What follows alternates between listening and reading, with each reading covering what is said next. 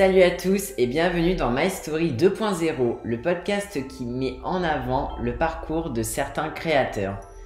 Je suis Charles, je suis youtubeur depuis plus d'1 an et j'ai la chance d'avoir pu rencontrer certains créateurs afin justement qu'ils puissent me parler de leur parcours et de différents sujets liés à YouTube. N'hésitez pas évidemment, si le podcast vous plaît, à mettre un pouce bleu et à me mettre un commentaire à la fin de l'épisode pour me donner votre avis. Je vous souhaite une bonne écoute. Aujourd'hui, je reçois Mépoule et moi. Mépoule et moi est un créateur de contenu depuis 2 ans, spécialisé dans l'élevage de volailles.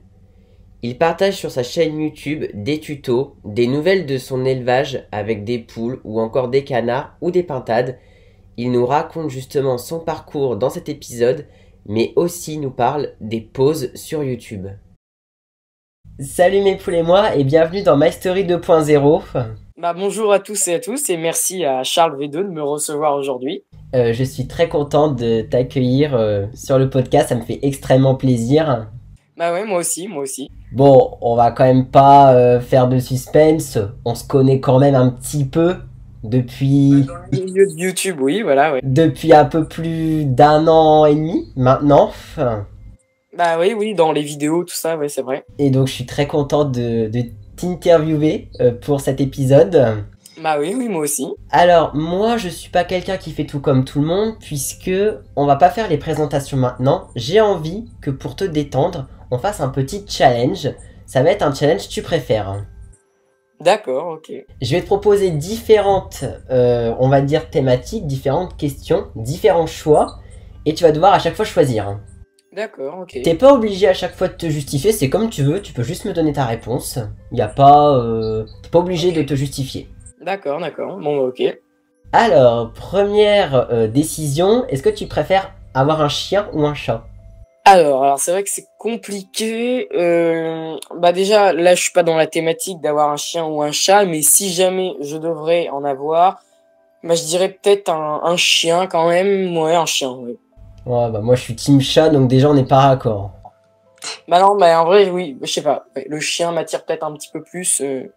Ok. Est-ce que tu préfères adopter 10 poules ou adopter 10 canards? Alors là, comme j'ai déjà des poules et que leur parc est assez plein, on va dire, aujourd'hui, maintenant, je serais plus dans la thématique d'adopter 10 canards, du coup, ouais. Est-ce que tu es team une vidéo pour toi c'est sans montage ou avec un peu de montage quand même? Moi, j'ai besoin de faire un petit peu de montage quand même, parce que c'est vrai que quand on tourne une vidéo, des fois, il y a des petits bugs et tout. Non, moi, je fais un petit peu de montage quand même. Est-ce que t'es team petit déjeuner sucré ou petit déjeuner salé? Alors, un petit peu des deux, mais peut-être plus sucré comme la majorité de tout le monde, mais il m'arrive aussi des fois du salé, oui. Est-ce que tu es team pâte bolognaise ou pâte carbonara? Oula, alors là, cette question, pas de bolognaise. Est-ce que tu préfères les poules ou les pintades? Les poules. Est-ce que tu préfères tourner un vlog ou un tuto? Un vlog quand même. Est-ce que tu préfères dormir avec des poules ou avec des canards? Des poules, même si bon. Est-ce que tu es team un peu plus réveil tôt ou réveil tard? Réveil tôt, c'est vrai que quand on a un élevage de volailles, c'est vrai qu'on est obligé de se lever un peu plus tôt aussi pour s'occuper des poules, tout ça, mais oui, parce que c'est vrai que si on se lève tard, on n'a pas grand-chose, on n'a pas le temps de faire grand-chose dans la journée, donc ouais. Est-ce que tu préfères du coup les clips, on va dire musicaux que tu as sortis sur ta chaîne YouTube ou des nouvelles de l'élevage? Mais les nouvelles de l'élevage quand même, parce que c'est un contenu qui plaît beaucoup, moi aussi ça me plaît, et les clips ça m'a peut-être pris plus de temps, mais je les aime aussi, mais c'est vrai que les nouvelles de l'élevage ça plaît vraiment beaucoup, moi aussi ça me plaît un petit peu plus, donc ouais, les nouvelles de l'élevage quand même. Le challenge est terminé, donc je vais te laisser tout simplement un peu te présenter, dire qui tu es, ta chaîne YouTube, ce que tu fais en général, depuis quand tu es sur YouTube, je te laisse te présenter. Ok, alors bonjour à tous, du coup moi c'est Mépoule et moi, je suis éleveur de volailles, voilà. Eh bien je m'occupe des poules, des pintades, des dindes, des canards, voilà, c'est assez diversifié. Et tout simplement je me suis lancé sur YouTube dans le cadre de partager voilà ma passion avec des gens qui font la même passion que moi, mais aussi des gens, par exemple comme Charles, qui me suivent, mais qui n'ont pas du tout la même thématique que moi, voilà, dans le but de faire découvrir à tout le monde. Aussi d'aider les personnes, ça fait plus de 4 ans que je suis dans l'élevage de volailles, donc aussi de leur apporter mes conseils, voilà, mais aussi que les personnes aussi me disent leurs conseils, voilà, en fait on se conseille entre nous, voilà. Et donc moi je me suis lancé sur YouTube, voilà, pour partager mon expérience, voilà. Et je trouvais que voilà, partager un élevage, voilà, la nature, tout ça, moi je trouvais ça bien. Alors si j'ai bon souvenir, oui, c'est ça, je me suis lancé sur YouTube en mai 2021. Donc ça fait là, oui, au mois de mai, ça fera 2 ans. Donc oui, ça fait 2 ans du coup. À partir de quel moment, parce que c'est vrai que avant de te rencontrer, je savais même pas que sur YouTube il y avait des vidéos spécialisées, on va dire, dans l'élevage de volailles, hein. C'est quelque chose que moi je ne connaissais pas. Pourtant, je consomme beaucoup YouTube. Mais comment tu t'es retrouvé à faire des vidéos sur ton élevage? Comment c'est arrivé? Alors, c'est vrai que quand je me suis lancé dans l'élevage de volailles, donc ça fait plus de 4 ans, donc c'était peut-être ouais, début 2019, on va dire, ouais, un truc comme ça, début de 2019. Donc en 2019 et 2020, vraiment, il n'y avait pas du tout de YouTube. Début 2021, ça commençait à me trotter dans la tête, simplement parce que je suivais quand même, je regardais des vidéos sur les poules, voilà. Et puis c'est vrai que d'un coup, je me suis dit, tiens, pourquoi pas le faire, voilà. Et c'est vrai qu'au début, j'avais fait vraiment ça à la va-vite, voilà. J'avais pas de logiciel de montage, voilà. J'avais juste envie, au début de voilà faire des tutos, vraiment même pas partager mon élevage, c'était vraiment que des tutos. D'ailleurs, au début de ma chaîne, il y a eu que des tutos, vraiment, il n'y avait pas de nouvelles de l'élevage. Donc au début, donc c'était juste ça. Même ma photo de profil, elle avait été prise juste avec mon téléphone comme ça. Donc depuis, du coup, elle a changé, hein. Mais donc c'est vrai qu'au début, c'était un peu comme ça m'est tombé dessus, voilà. Mais ça a tout de suite ramené, entre guillemets, oui, ramené beaucoup de personnes sur ma chaîne assez rapidement. Alors, il faut savoir que pour chaque épisode du podcast My Story 2.0, c'est une nouveauté. Chaque invité a la possibilité de choisir un sujet. Alors, on va prendre des sujets liés au réseau. Aujourd'hui, tu as voulu parler des posts sur YouTube.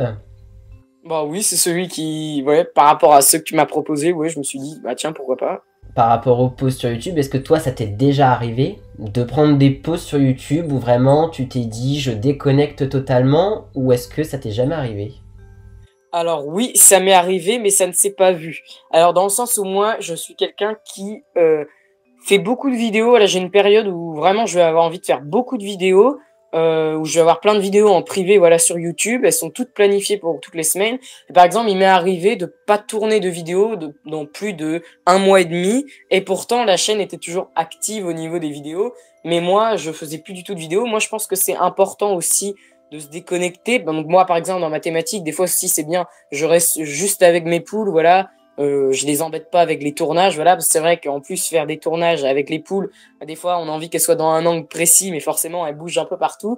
Mais donc c'est vrai que non, des fois j'ai pas envie de faire de vidéos, j'ai juste envie même des fois j'ai envie de partager des trucs, mais je me dis j'ai un petit peu voilà la flemme, et je me dis je vais juste garder ça pour moi et je ne vais pas ressortir le trépied, voilà, ma caméra et faire des vidéos. Non, pour moi c'est important de faire des posts sur YouTube, c'est vrai que ça reste alors c'est vrai que voilà, on partage avec des personnes et tout, mais c'est vrai que ça reste entre guillemets, hein, voilà, un petit peu superficiel, on va dire. Et donc c'est vrai que moi, je me concentre beaucoup plus sur mon élevage, voilà, dans le terme réalité, que sur ma chaîne YouTube. Et tiens, je me dis, tiens, voilà, je vais absolument tourner une vidéo avec les poules, même si elles ont plus à manger, rien, je vais tourner une vidéo parce que c'est YouTube. Non, moi, il faut d'abord que ça soit le soin animal, voilà, pour mes poules, voilà, le bien-être animal, voilà, pardon, pour mes poules que YouTube, hein, voilà, clairement.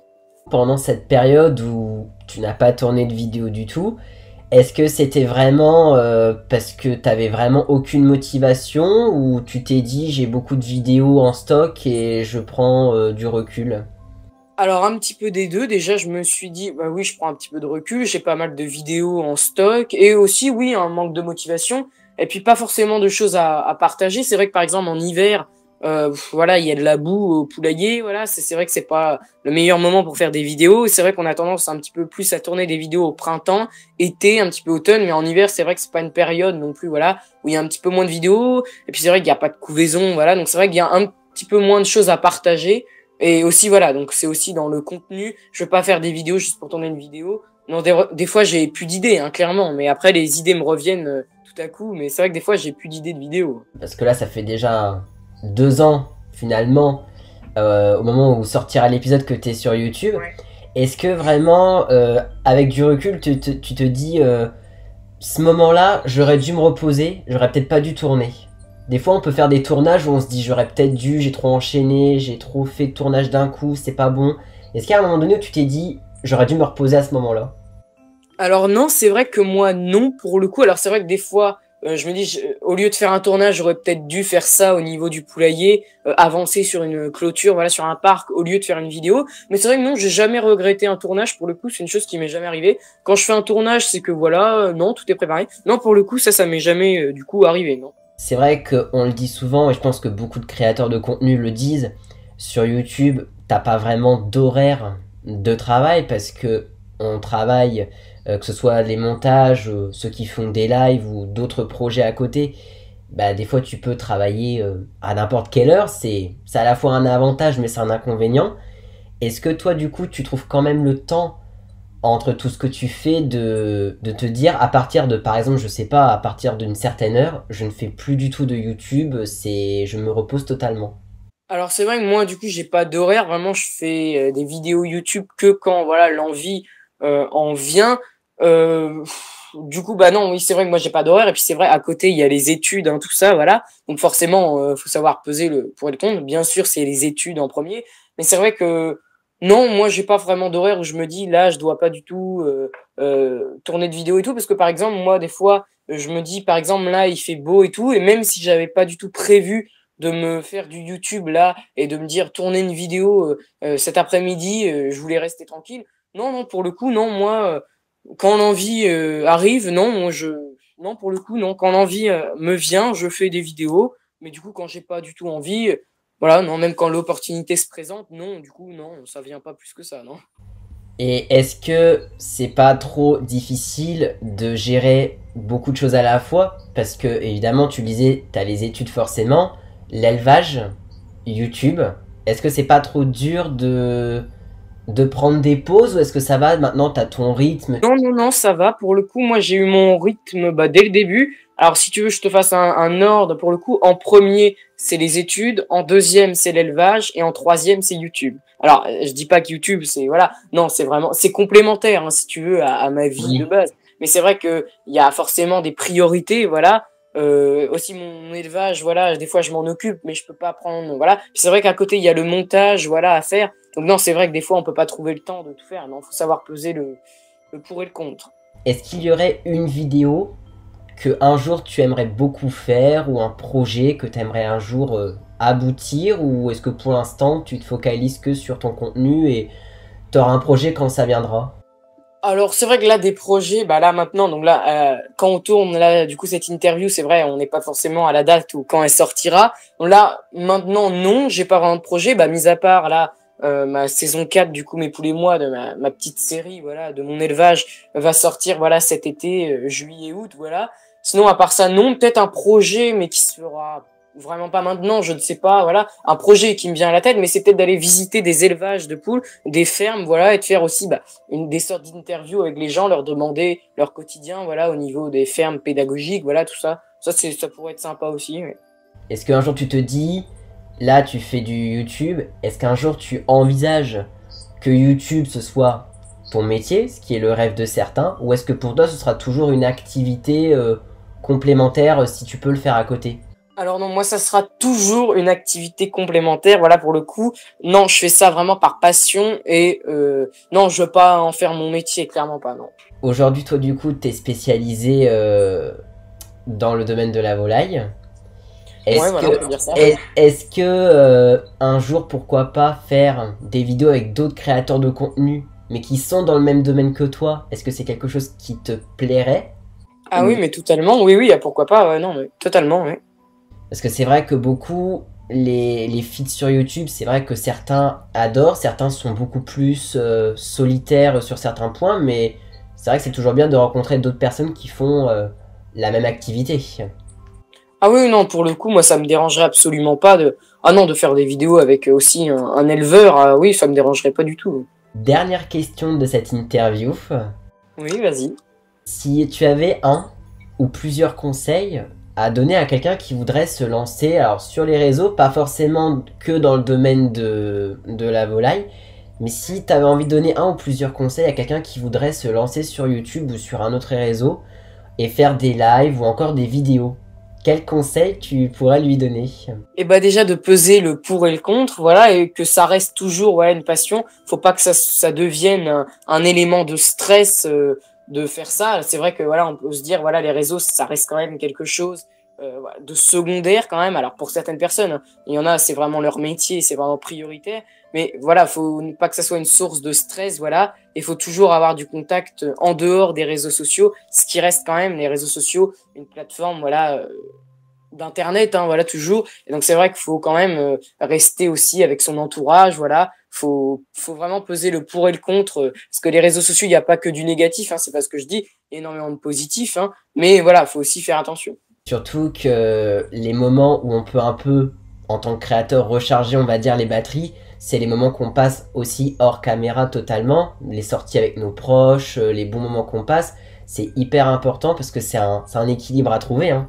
Ah oui, oui, pour les personnes qui font bah, pas du tout dans le domaine que moi, oui, je comprends que ça peut être, voilà. Après, moi, j'ai pas vraiment ce problème-là, parce que c'est vrai, moi, je tourne des vidéos, voilà, dans mon jardin avec mes volailles et tout, et de ce côté-là, j'ai pas forcément de problème. Mais oui, il y a des personnes où ça devient vraiment toxique, cette activité-là, voilà. Finalement, j'ai une autre question aussi qui me vient là. Je vous ai dit, on a vraiment fait une interview, mais c'est vraiment de l'improviste, hein. Moi, je prépare pas trop non plus les questions trop à l'avance. Ouais, ouais. Je sais que tu as déjà fait, il me semble, une vidéo sur ta chaîne YouTube, mais peut-être pour celles et ceux, je pense que ça pourrait être intéressant comme tu es spécialisé dans ce domaine-là. Si tu pouvais vraiment donner peut-être, on va dire, un ou deux petits conseils à quelqu'un qui voudrait, on va dire, se lancer dans l'élevage de volailles, qui voudrait accueillir des poules ou d'autres animaux, c'est quoi un peu tes conseils, on va dire, les plus importants? Alors j'ai deux conseils. Alors déjà, faut pas se lancer à l'improviste. Clairement, faut avoir le matériel. Faut vraiment avoir un parc, un poulailler sécurisé, mangeoire, abreuvoir, principalement du temps. Voilà, du temps à leur consacrer. Si c'est juste pour avoir des poules, pour que ce soit des machines à pondre des œufs, ça marchera pas clairement. Parce qu'il faut aussi penser au coût bah, de la litière, du grain qu'il faut acheter, nettoyer le poulailler toutes les semaines. Donc le temps et aussi la passion, parce que si c'est un animal qu'on n'aime pas plus que ça, on va tendance à perdre patience, voilà. Donc non, faut clairement aimer cet animal-là, bien sûr, ou toute autre volaille. Ça doit quand même rester, voilà, un animal qu'on aime, voilà. Parce que élever des poules, c'est pas comme avoir un chat, c'est clairement pas pareil, hein. Ouais, je pense que de toute façon, un animal, peu importe l'animal qu'on adopte, il faut toujours. C'est pour ça que beaucoup se disent j'aimerais beaucoup avoir un animal, mais adopter un animal, peu importe, ça demande de l'attention, ça demande du soin, il faut faire extrêmement attention, il faut vraiment subvenir à ses besoins. Ah ouais, ouais. Et il faut vraiment faire très attention, puisqu'en plus, voilà. Alors évidemment, c'est pas la même thématique forcément que les volailles, mais il y a beaucoup d'animaux qui sont abandonnés chaque année. Donc c'est pour ça, si vous devez accueillir un animal, donc un chien, un chat ou en l'occurrence des poules, c'est vraiment pour vous en occuper et pas se dire j'en veux et après j'en veux plus quoi. Voilà, tout à fait, oui. Eh bien écoute, merci à toi en tout cas d'avoir partagé un peu ton parcours. Je trouve ça très bien d'avoir un youtubeur dans le domaine de la volaille, je trouve ça très intéressant. Ah bah de rien, moi c'était aussi un plaisir. Bah merci à toi aussi de m'avoir proposé, hein, oui. Je vous mettrai bien évidemment le lien vers la chaîne YouTube de Mes Poules et moi, donc n'hésitez pas à aller voir sa chaîne si vous voulez des informations. Franchement, ces vidéos elles sont hyper bien expliquées, donc si vous voulez plein de renseignements, je vous aurai tout dans la description, donc n'hésitez pas à aller voir. Et merci à toi vraiment, c'était un réel plaisir hein, voilà, de t'accueillir. Bah ouais, pour le coup, ouais, c'était aussi une nouveauté pour moi, ouais. Et puis bah moi du coup je te dis bah à la prochaine. Bah ouais, à bientôt tout le monde. Ciao. Salut. Merci d'avoir écouté cet épisode jusqu'à la fin. N'hésitez pas à me mettre un commentaire pour me dire ce que vous avez pensé de l'épisode. N'hésitez pas non plus aussi à partager le podcast et à vous abonner à la chaîne si ce n'est pas encore fait. Je vous remercie énormément d'avoir écouté cet épisode et je vous dis à très bientôt.